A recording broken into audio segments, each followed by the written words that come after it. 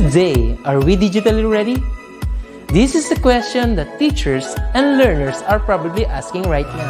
With the advent of DepEd's Digital Rise program, the Open Educational Resources, or OER, was woven together and finally realized. This project prioritizes the necessity to enhance the digital literacy skills of every teacher and learner in the country.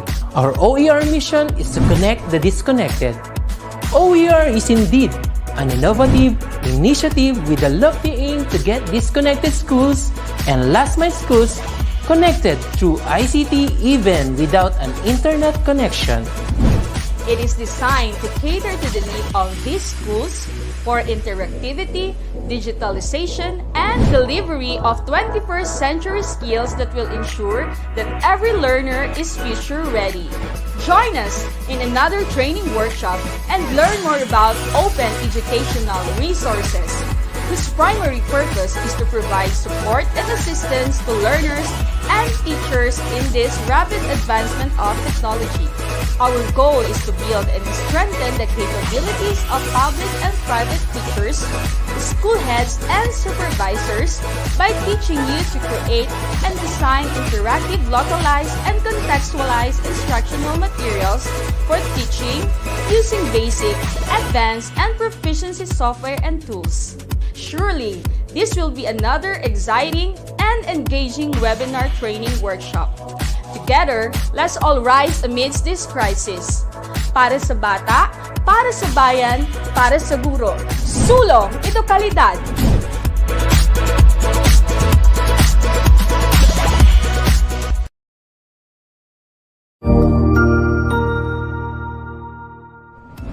Magandang araw, Sir Wilbur po, at your service. Narito ang itulay upang gabayan ka sa inyong pag-aaral upang lubos na maunawaan ang iba't ibang paksa o subject. Ang itulay ay isang free online tutorial class na pinangungunahan ng ICTS Educational Technology Unit sa pamumuno ni Undersecretary Elaine Del B. Pascua. Ang programang ito ay hindi lamang para sa mga bata, kundi ito rin ay magsisilbing gabay sa mga magulang at mga guro kung paano nila ituturo o gagabayan sa bawat asignatura ang kanilang mga anak o mga estudyante.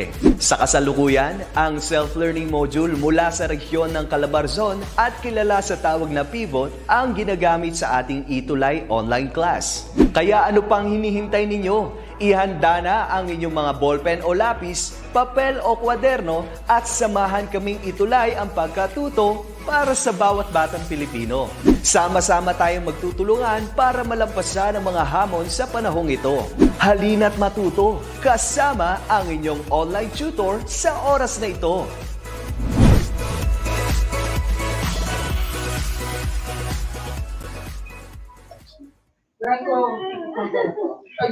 Isang mainit na pagbati muli sa ating mga itulay online cuties, sa ating mga learners, at minamahal na mga magulang na katuwang natin sa pagkatuto at syempre pa ang ating mga kaguruan sa Departamento ng Edukasyon, lalo na sa Departamento ng Pilipino. Welcome po sa ating itulay online tutorial. Ako ang iyong tutor match para sa Pilipino sa ikalawang baitang. Tutor match, ikaw na naman. Yes.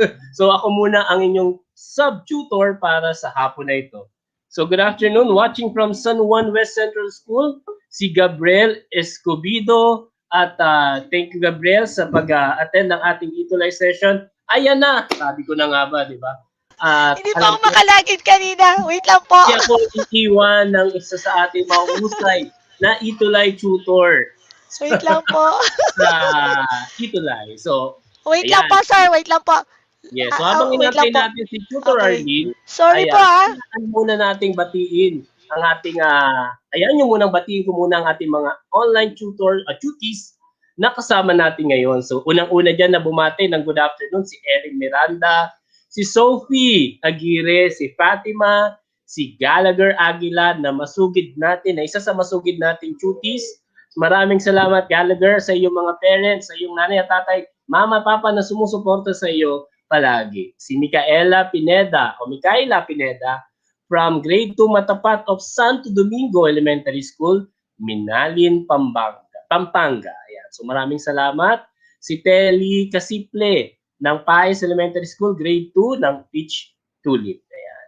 Si Aina Bacani ng V. De Castro Elementary School. Si Yuri Gonzalez na nakatutok din. From Hagonoy, Bulacan, nandyan si Zoe. Ayan, si Isabella Yala ng Canlubang Elementary School. Si Janus Visto ng San Juan West Central School, grade 2 Agoncillo, ang kanyang advisor, si Ma'am Nanette Metrillo. Si Princess Jamela, grade 2 ng Masino, Mahada Out Elementary School from Mayada Out, Calamba, Laguna. Yan. So, good afternoon, grade 2 ng SSES Baliwag North Central School ng Baliwag North District SDO, Bulacan. Galing kay Dalia Tadeo. Ayan, sa mga cuties natin, I know excited na kayo na makasama ang inyong tutor ngayong hapon at ready na si Tutor Arlene para umpisahan ang ating aralin sa Filipino sa ikalawang baitang Quarter 4, Week 1. Tutor Arlene? Hello, good afternoon po. Hello, okay na po yung audio ko? Okay na po yung audio, sir? Hello? Yes, ma'am. Okay Ready na po yung audio. tayo. Okay na po audio? Take it away. Okay. Thank you, sir. Okay, good afternoon. A pleasant good afternoon to everyone. Mga anak, pasensya na kanina. Medyo nagkaroon ng internet connection problem lang po si Tutor Arlene. Muli po, welcome sa ating Itulay free online tutorial class para sa Filipino 2. Pansamantala nyo ako makakasama dahil si Tutor Wen ay may shooting po sa ating DepEd TV. Laging napapasabay ang shoot ni Tutor Wen, ano? Kaya ako uli ang inyong makakasama. Tayo ay nasa Quarter 4, Week 1. At ang ating pag-aaralan ngayon ay pagpapantig ng mga mahahabang salita. Paano ba yung pagpapantig? Ayan si Tutor Wen. Alam ko, miss nyo na si Tutor Wen. Pero huwag kayong mag-alala dahil nandito si Tutor Arlene mula sa Santissima Cruz Elementary School at hindi namin kayo pababayaan. Pasensya na, medyo na late lamang, ano? Pagkatapos ng araling ito, ikaw ay inaasahang makapagpapantig ng mga mahahabang salita. Okay, ngayon nga, sabihin nyo nga ang inyong mga pangalan kagaya ni Gallagher, ni Zoe, ni Zian Ezra, ni Zoe, ni Mylene, Gabriel, Alessandra, Denise, Chona. Naghahanap ako ng isang mahaba ang pangalan kagaya ni Princess Jamela Niega. Okay, Princess, pantigin nga natin ang iyong pangalan. Sabayan mo ako, Princess, ha? Already. Princess. Okay, ulitin natin, ha? Princess. Kung yung dalawa ng pangalan na Princess Jamela, pantigin natin. Princess Jamela. So, ilang pantig yon? Princess Jamela. Okay, 5 pantig. Ako ang pangalan ko, ilang pantig? Arlene. 2 lamang, matipid, ano? Okay, so yan ang ating matututunan para sa araw na ito. Ano ba yung ating alpabetong Pilipino? Ang ating salita ay binubuo mula sa mga titik ng ating alpabeto. Ayan, sabayan nyo ako mamayang kumanta, ha? Okay. Ang alpabetong Pilipino ay binubuo ng mga letra. Ang mga letra ay nahahati sa 5 patinig. Ano-ano ito? A, E, I, O, U. At 23 katinig. Ano-ano yon? B, D, G, H, K, L, M, N, N, G, P, R, S, T, W, at Y. At meron tayong mga hiram na letra na C, F, Q, N, Q, V, X, and Z. Okay. Mula sa inyong mga tahanan, sabayan nyo si Tutor Arlene sa pag-awit ng alpabetong Pilipino. Okay, ready? Game na tayo, ha? Sasabayan nyo ako sa pag-awit. Ready? A, B, C, D. Ready? Sing! A, B, C, D, E, F, G, H, I, J, K, L, M, N, N, G, O, P, Q, R, S, T, U, V, W, X, Y, and Z. Now I know my ABCs. Next time, won't you sing with me? Okay, kung meron tayong mga nadagdag, di ba? Yan. So, ilan lahat yan? Yon ay 23 letters at mayroong mga hiram na titik na ilan? 1, 2, 3, 4, 5, 6, 7, 8. Ayan, meron tayong hiram na titik na 8. Ano-ano yon? C, F, Q, J, N, Q, V, X, and Z. Ano ba yung pantig? Ano ba yung pantig, Tutor Arlene? Okay, di ba last week, ang ginawa natin ay pagbabaybay o pag-i-spelling ng mga salita. Ngayon naman ay pagpapantig. Magkaiba yon ha? Pag sinabi natin pagbabaybay, yun ay spelling, yung sunod-sunod na letters ng salita. Pag sinabi naman natin pagpapantig, yung pinuputol natin sa bawat pantig. Ang pantig at katinig, ang patinig naman at katinig kapag pinagsama ay makakabuo ng pantig. Ang pantig ay pagsasama-sama ng mga letra. Halimbawa natin, ayan, di ba meron tayong titik M tsaka titik A. Okay, pag pinagsama natin yan, babasahin natin siya sa kanyang tunog. Tsaka A. Ma. Okay, sabayan nyo nga, tingnan nyo yung bibig ni Tutor Arlene. A. Ma. Yan ang ating basa. Yan ay isang pantig. Okay, ang B at saka A, pag pinagsama natin ang mga tunog, ito ay ba. Okay, sabayan nyo nga ako. B, A, ba. Alright? So, mula sa mga titik, nakabuo tayo ng mga pantig. Okay, ilan sa mga halimbawa ng iba't ibang kombinasyon ng pantig? Okay, meron tayong iba't ibang kombinasyon. Yung kanina natin ay dalawang titik, no? Yon ay binuo ng patinig at katinig. Okay? Ng katinig at patinig. Okay, tingnan natin ito. Yung salitang anak. Okay? Ang unang pantig niyan ay a. Okay? Ang unang pantig niya ay a. Ang ikalawang pantig ay nak. Okay. Mula sa isang titik, nakabuo na agad tayo ng isang pantig na a. Okay. Letra lamang na patinig ang nasa pantig na a. Alright? A. Okay, isang letter lang siya na patinig. Pero may kukonsidera na to na isang pantig. Next naman, gubat.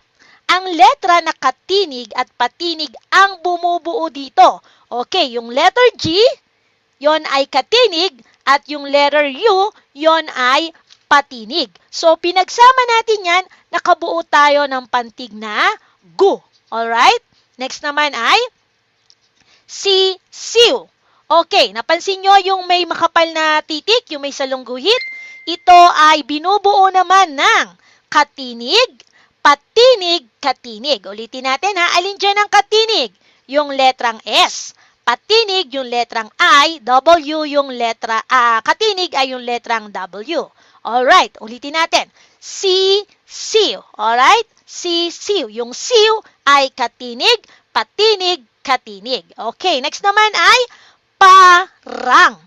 Ang letra na katinig, patinig, katinig, at katinig ang bumuo sa pantig na rang. Okay, sige nga, sulat ako dito sa ating board. Okay, sabihin nyo sa akin kung anong pattern ang ginamit, ha? Okay, yan. Gamit tayo ng pen, highlighter. Okay, tingnan natin ito. Gamit tayo ng red para mas kita. Okay, ito. I at saka sa. Okay, pansinin natin ang unang pantig. Ito ay I. Ano bumubuo dito sa pantig na I? Isang titik lamang siya, di ba? Okay, o sige, habang ako ay nag-aantay ng sagot, shoutout muna sa ating mga manonood na masipag. Kanina kasama ko rin sa MTV for Grade 2. Hello, Peneri. Hello, Maribeth. Hello, Fatima. Ayan. Sabi ni Fatima, CVC word po sa Tagalog. Tama, anak. Okay. Sabi ni Gallagher, ito ay isang pantig na may isang titik lamang. At ano na nga ito? Ito ay mayroong patinig. Alright? Meron siyang patinig. Ulitin natin. Sa pantig na I, binubuo lamang ito ng isang patinig. Alright. Pansinin naman natin yung S at saka yung A. Okay. Pag pinagsama natin yan, sa. Okay. Ito ay binubuo ng ano? Ano ang pattern nito? Anong kombinasyon mayroon ang pantig na sa? Okay, tingnan niya natin from our comment section. Ayan, nag-aantay ako. Hello, Hans. Hello, Aluyahan. Good PM po, watching from Mabini Elementary School. Hello sa'yo. Ayan, no, sabi ni Ninya kanina sa una ay isang pa letter P ang kombinasyon nito. Okay, tama si Jennifer, si Marie, si Brenna, at si Telly Mary. Ayan. Okay, kita-kita anak, sabi ni Brianna. Okay, so sa pantig na sa, mayroon itong isang patinig at isang katinig. Isang katinig at isang patinig. Okay, ang kombinasyon niyan ay K-P. Alright? Sa English ay C-V pattern. Consonant, vowel, consonant and vowel. Alright? O, ulitin natin ha. Sa E, sa pantig na E, ito ay kombinasyon lamang ng P, isang titik lamang. Sa ito ay kombinasyon na katinig at patinig. Sa Ingles, ito ay CV or consonant and vowel. Naintindihan po? Alright, next example natin. Tignan natin ha. Okay, burahin muna ni Tutor Arlene to. Magic eraser. Ayan. Okay. Ngayon naman ay, oops. Okay, gusto ko naman ay, tingnan naman natin ang pattern na ito. Isaw. Okay, ilang pantig yan? Isaw. Ito ay may dalawang pantig. Ayan, dalawang pantig. Alright, ayan, dalawang pantig. Ngayon naman, ang pantig na I ay anong kombinasyon mga anak? Ito ay mayroong kombinasyon na, okay, tama si Nora. Okay, ito ay may kombinasyon na P. P lang siya, di ba? Okay, yung sumunod na pantig naman natin na saw. Saw. Isaw. Okay, pagmasdan natin ang pantig na saw. Ito ay may kombinasyong, anong kombinasyon ito? Meron tayong, ang S ay isang katinig, ang A ay patinig, ang W ay katinig. So, meron siyang kombinasyon na K, P, K. Katinig, patinig, katinig. Sa Ingles, ito ay CVC pattern. Consonant, vowel, consonant. Alright? Nakuha ba mga anak? Okay, may isa pa akong pantig. May isa pa tayong pantig na hindi napapakita. Isang kombinasyon. Mula sa pantig na, tingnan nyo to ha.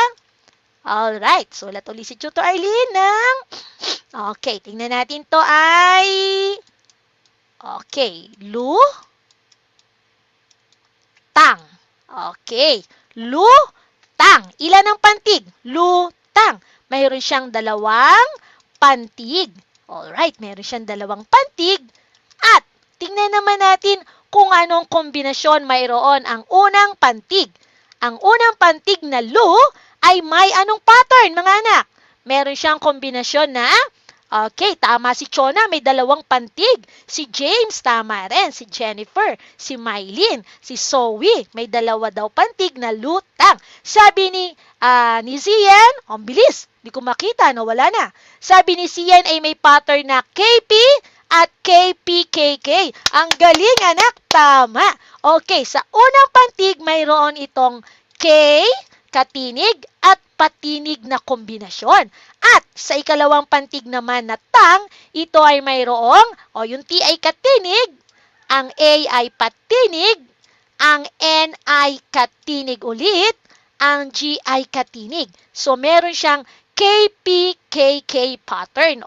Yan ang kanyang kombinasyon. Sa Ingles ay, ang KP ay consonant vowel at KPKK.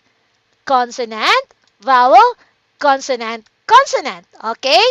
Meron siyang CVCC pattern. Naunawaan po ba mga anak? So, yan ang ilang pattern yan. 1, 2, 3, 4. 4 na iba't ibang kombinasyon. Ayan yan, Yung isang letra lang, isang patinig lang, isang katinig at patinig, isang katinig, patinig, katinig, at katinig, patinig, katinig, katinig. Alright?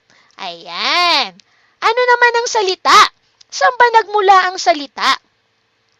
Ang salita ay ang mga pinagsama-samang pantig. Okay, kanina meron tayong letra, di ba? Meron tayong mga letra. Pangit ang sulat ni tutor sa mouse. Meron tayong mga letra.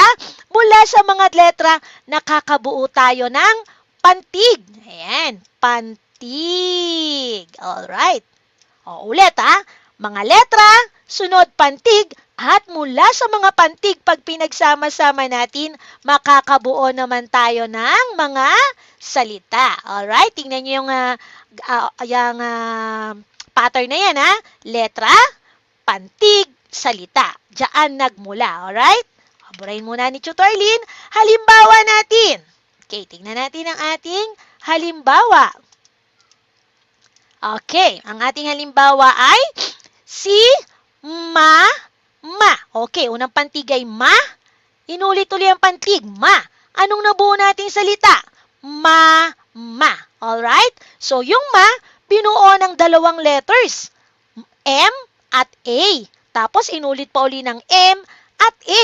Pinagsama natin yung dalawang pantig, nakabuo tayo ng salitang ma. Okay? Next naman, ano yung nasa larawan? Ito ay ba, ka. Mayroon tayong dalawang pantig. Ba at ka, pagsamahin natin ay baka. Alright? Next naman, a at so. Aso ang nabuong salita. Sunod ay pa at so ang nabuo ay paso. Okay? O sige nga mga anak, mula dyan sa inyong mga tahanan, mag-type nga kayo dito kung ano yung bagay na pinakamalapit sa inyo at pantigin ito. Okay, pantigin ang salita. Halimbawa, may kalapit ako ditong ball pen. Yan. So, meron siyang dalawang pantig. Ball, pen. Ano pang kalapit nyo dyan? May kalapit pa ako ditong cupcake. Okay. Kayo, ano yung kalapit nyo dyan sa inyo? Sabi ni Chona, kalapit niya ay lapis. Okay, Chona? Ang spelling nito ay L-A-P-I-S. May dalawang pantig. Lapis. Sabi ni Yuan, kalapit niya ay aklat. Sabi ni Ninya, kalapit niya ay aso. Ayan. Sabi ni Galajer, ang kalapit niya ay upuan na may tatlong pantig. Sabi naman ni Yuan, aklat. Sabi ni Mylene, baso. Sabi ni Ninya, bola. Sabi ni Alessandra, keyboard. Ang gagaling nga. Okay.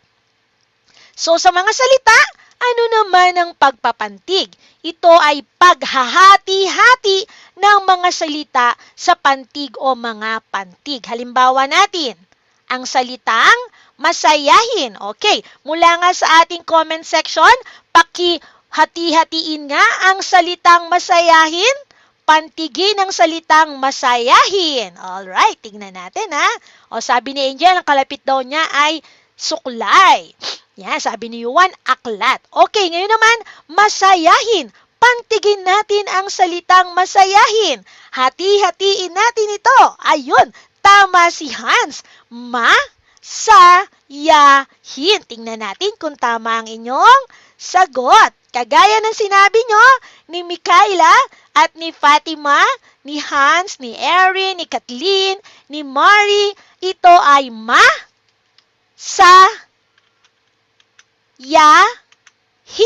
Ilang pantig mayroon mga anak? Mayroon itong 4 na pantig. Masayahin. Okay, alam kong naunawaan na ha? Kayang-kaya ba to mamaya sa ating mga gawain? Okay, dahil nakikinig mabuti talagang naiintindihan. Okay, kayarian ng mga pantig. Ito ay may kayarian. Ang magkasunod na dalawa o higit pang patinig ay hiwalay na pinapantig. Hiwalay pag ito daw ay magkasunod o na dalawa o higit pang patinig. Kagaya nito. Po. Paano siya pinantig? Kung anong pantig, yun din ang ating basa mga anak. Po. Alright? Hinati siya. Nagkaroon siya ng tatlong pantig. Next naman, no. Okay, paano natin yan hahatiin? Ito ay magiging mayroon din itong tatlong pantig. O, so, yan yung kayarian ng pantig, ha? Dalawa o higit pang patinig ay hiwalay na pinapantig. Okay? Hindi mo naman sasabihin na, upo. Okay?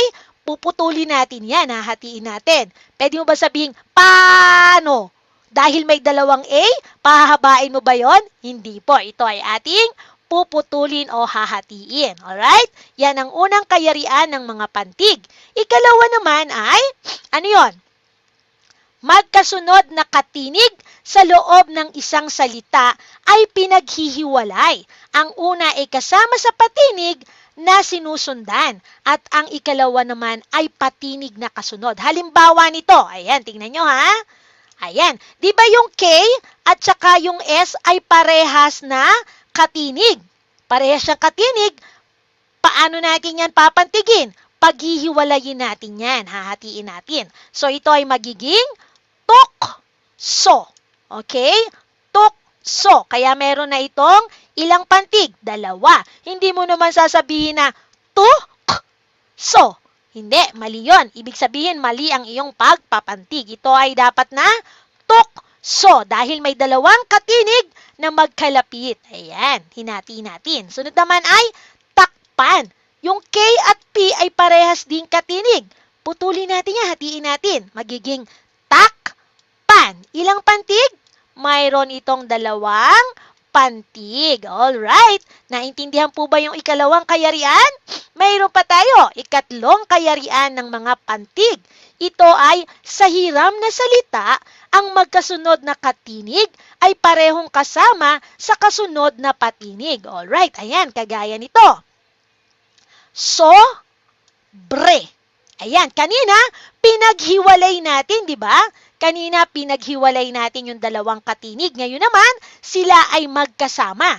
Ito ay bumubuo na ng katinig, patinig, katinig, patinig na pattern. Kagaya nito. Sobre. Okay, yung B, R, E, magkakasama. Pobre. Pagpapantig natin yan ay pobre. Okay? Minsan namamali tayo dyan. Nalalagay natin ay sobre. Okay? It should be putol, bre. Okay? Sobre. Naintindihan po? Okay, yan yung tama ha. Yung pobre, minsan napapantig natin ito ng tapos ay re. Pero ang tama ay ayan, putol, hatiin natin at bre. Pobre. Alright? Okay, naintindihan na? Okay, sinong may tanong? May tanong ba kayo? Meron bang hindi nauunawaan ng ating aralin? Okay, tingnan natin. Nakatutulong ang pagpapantig sa tamang pagbigkas at pagbaybay ng mga salita. Bakit ba natin ginagawa ang pagpapantig? Halimbawa, di ba sa school, tayo ay nag-i-spelling, nagbabaybay tayo ng mga salita. O di ba si teacher nyo sa school, naalala ko nung bago kami mag-umpisa ng klase, meron akong mga isip salita. Okay, tapos minsan binibigay ko kung ilang pantig o kaya naman ibibigay ko ang unang pantig, sila mag-iisip ng kasunod na pantig. Dahil sa pagpapantig, madali nating masasabi o malalaman ng isang salita. Yan ang halaga ng pagpapantig kung bakit natin to ginagawa. Halimbawa na lamang. Okay, tingnan nyo to ha. Salita, ang unang hanay, pagpapantig ang ikalawang hanay, at sa ikatlong hanay naman ay kung ilan ang pantig nito o bilang. Alright, number 1. Kamatis. Okay, pantigin nga natin yan. Pagka tayo'y nagsusulat, di ba?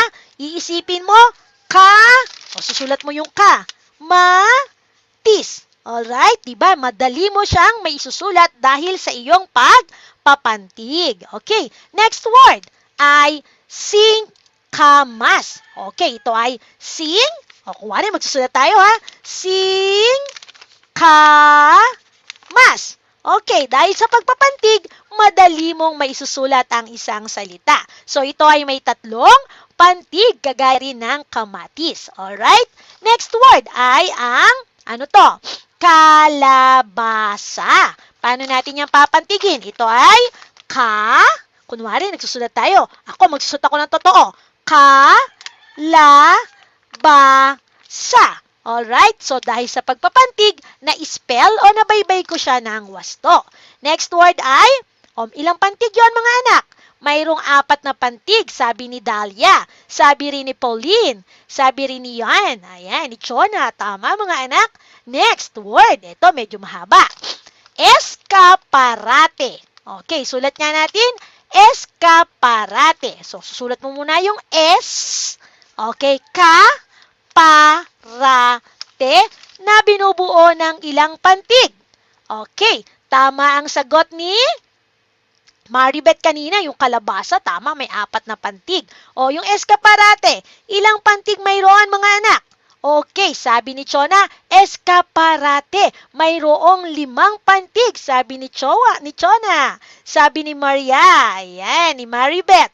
Okay, Princess Jamelan Halimuyak, ayan, tama yung kanyang sagot kanina. Sabi ni Maribeth, Niega ay 5 pantig. Tama, bilangin niya natin, escaparate, mayroong 5 pantig. Alright, naintindihan na po ba? O ngayon naman, oras na. Kunin na natin ang ating self-learning module. Ayan. Gawain sa pagkatuto bilang isa. Isulat sa iyong sagutang papel ang letra ng tamang pantig ng mga larawan. Ayan, tingnan natin. Letter lang ha. O, lagyan na natin ng number 1. Okay, number 1 ay anong nasa larawan? Elepante. Pantigin nga ito. Okay, habang nag-aantay ako ng sagot, shoutout muna kay Tessa, kay Gloria, kay Jessa Joy, kay Zian Ersa. Ayan, sabi ni Althea ay letter B. Tingnan nga natin. Elepante. Tama si Fatima. Tama rin si Gallagher. Tama rin si Jacob. Ayan. Alright. Next number. Number 2 na tayo ha.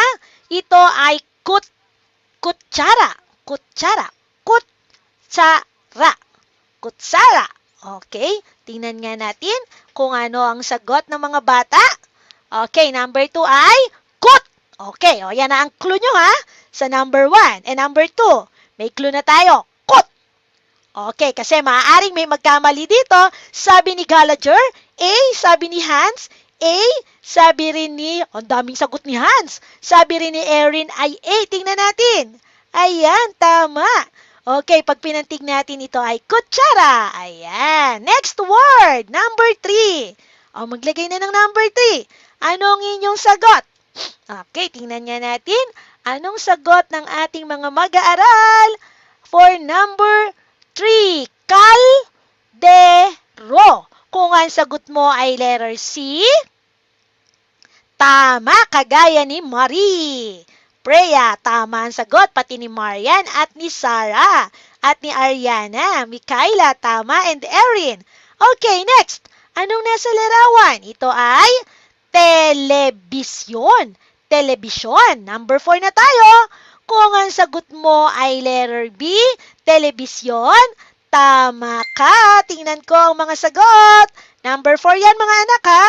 Okay, number 4 is letter B, kagaya ni Yuan at ni Janus. Si Ariana, tama rin. Si Fatima at si Hans. Alright, next natin. Gawain sa pagkatuto bilang 2. Okay, bilang 2 na tayo. Piliin sa loob ng kahon ang tamang pagpapantig ng mga salita. Okay, sulat ang sagot sa iyong sagutang papel. Mayroong mga lista, mga salita, 3 salita. Pipiliin natin kung alin ang tamang pagpapantig. Number 1, kusina. B, lababo. Kuwarto. Alin ang tamang pagpapantig? Okay, una, ikalawa, ikatlo. Okay, lagyan nyo na lang ng number kung una, ikalawa, o ikatlo. Kung ang sagot mo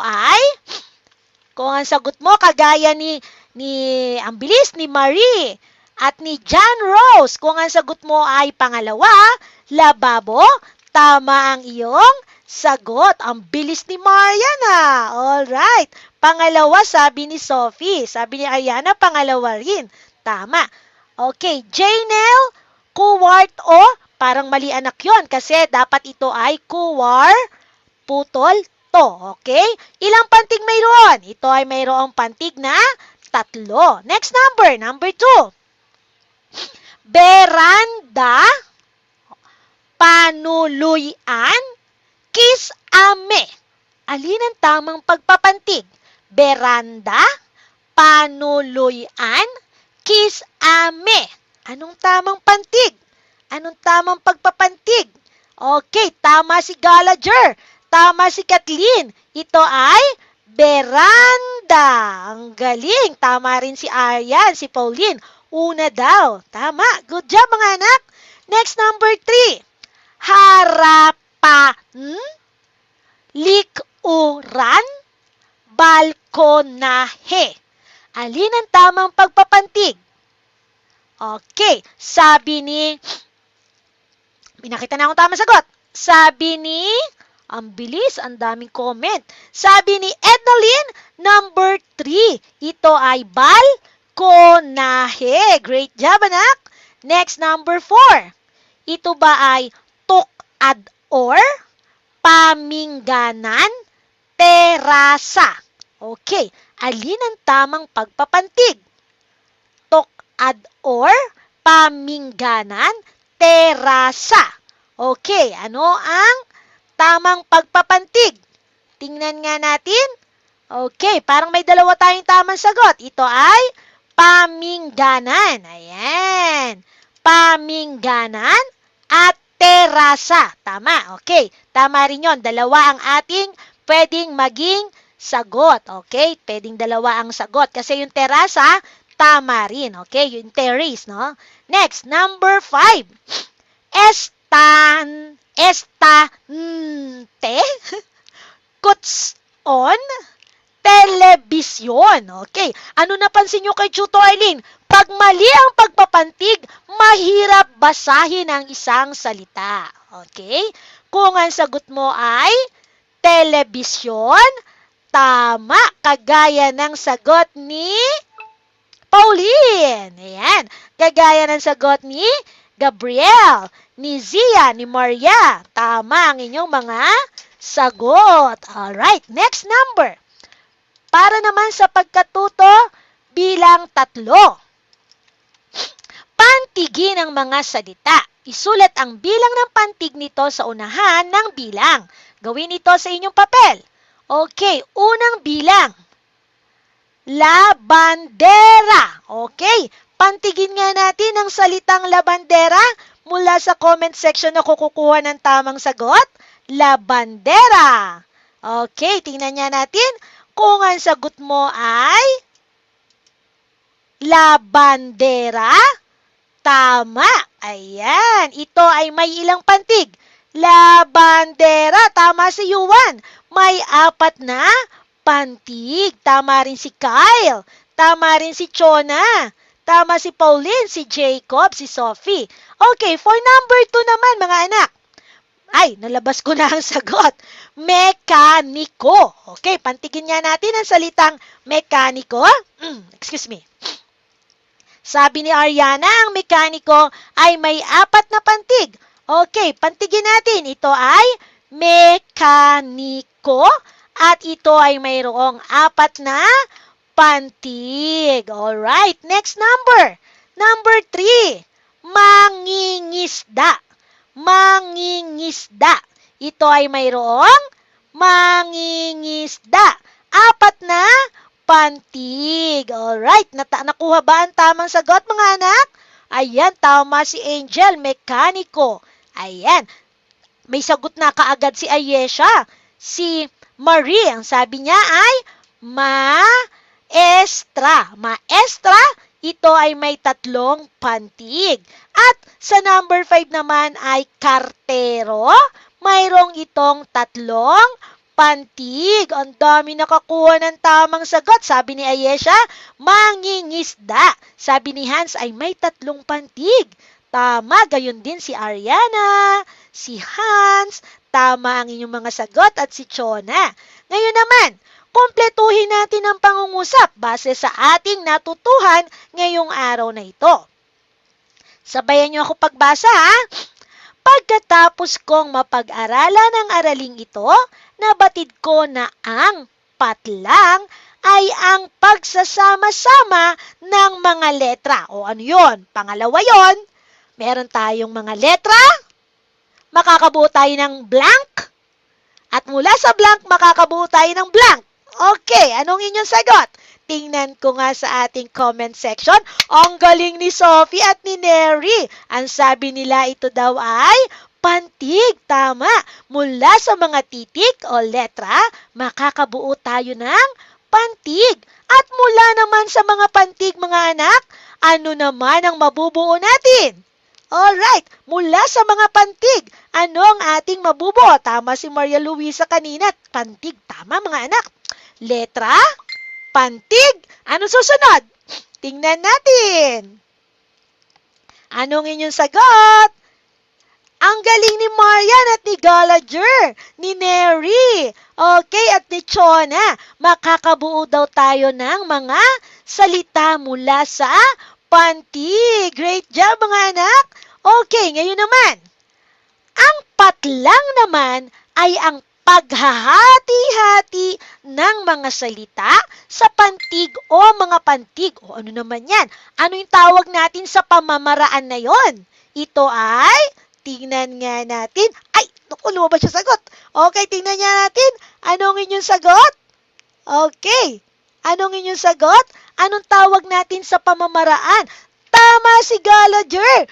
Pagpapantig. Sabi ni Maribeth, ni Princess ay pagbabaybay. Anak, ang pagbabaybay ay pag-i-spell, ano? Yung sunod-sunod na titik. Ngayon ay pagpapantig. Paghati-hati ng mga salita sa pantig. Okay. Ngayon ay nais kong magpasalamat. Gusto kong isulat yung salitang salamat na mayroong pagpapantig. Okay, sabayan niyo ako ha. Pwede rin kayong mag-type dyan. Mat. Salamat mga anak sa panonood at pakikinig at dyan nagtatapos ang ating aralin. Okay, dahil sa inyong natutuhan ngayon, nais kong sumulat kayo ng 5 salita ng isang magandang katangian ng isang batang katulad mo. Ulitin ko ha, para sa inyong takdang gawain. Sumulat ng 5 katangian ng isang bata na dapat mong taglayin at pantigin mo ito, alright? At magpa-picture kay nanay kasama ang iyong gawa, isend lamang sa EVK by Teacher Arlene o kaya naman i-upload sa inyong Facebook na naka-public at lagyan lamang ng hashtag Tutor Arlene. Para sa iba pang educational videos, subscribe na po kay Teacher Arlene. At para sa replay videos ng ating mga aralin, bisitahin lamang, ayan, ang sagot natin ay pagpapantig. Bisitahin lamang po ang ating DepEd EdTech Unit Facebook page at DepEd Philippines at DepEd TV official YouTube channel at DepEd EdTech YouTube channel. Okay, maraming salamat. Sa isang linggo, sana ay makasama nyo na si Tutor Wen. Para sa inyong mga komento o suwestyon, mag-email lamang sa depedtech@deped.gov.ph. Maraming salamat sa panonood at pakikinig.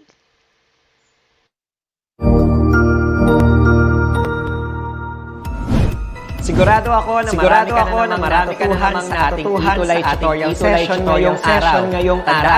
Tandaan, ito ay hindi lamang pag-aaral, kundi pati rin sa ating mga minamahal na guro at mga magulang natin para maituloy ang pagkatuto sa kabila ng pandemya.